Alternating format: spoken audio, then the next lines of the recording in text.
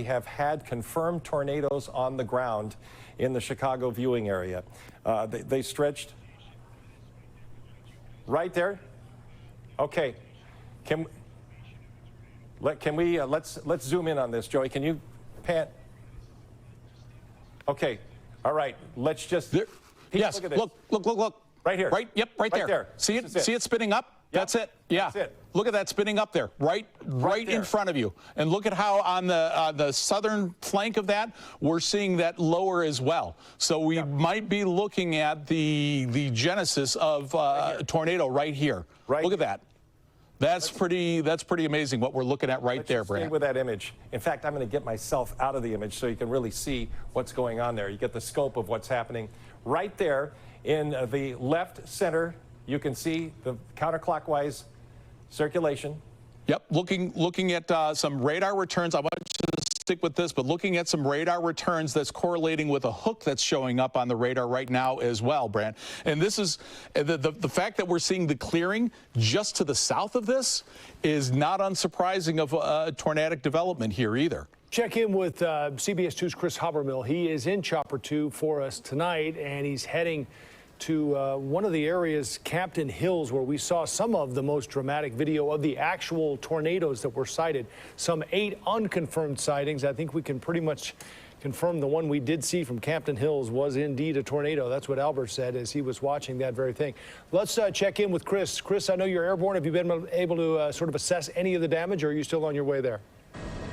As a matter of fact, just touched on Campton Hills a little bit and coming back out of Campton Hills because the ceiling is coming down a little bit on us.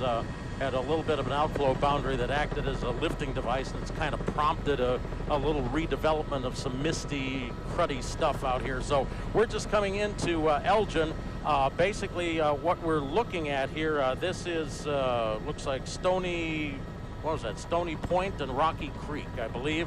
And you can see that the overpressure has blown the side walls out of these houses. I'm going to turn this light off on the interior of the aircraft here so we can focus up. I can see the monitor a little bit better. And Cam, if you want to push in here, we've got the number of the houses right here on this corner. This would be the northwest corner of this subdivision where the side walls up in the attic spaces have been blown out.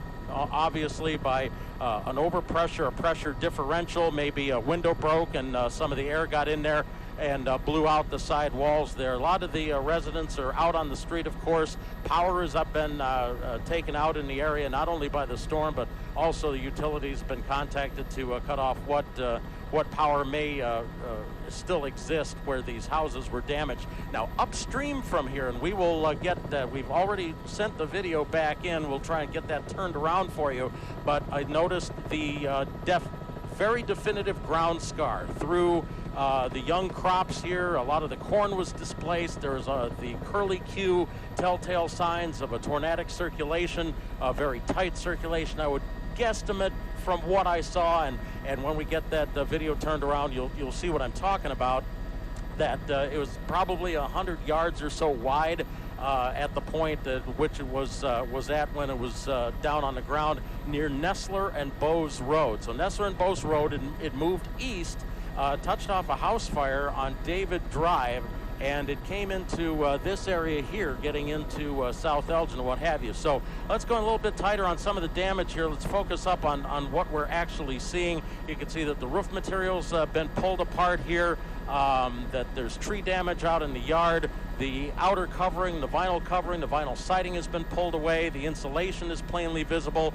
And as you can see, they've actually gone through here, authorities, and have cleared these homes, blocked them off, so nobody's going to be going back in there. These are not habitable right now.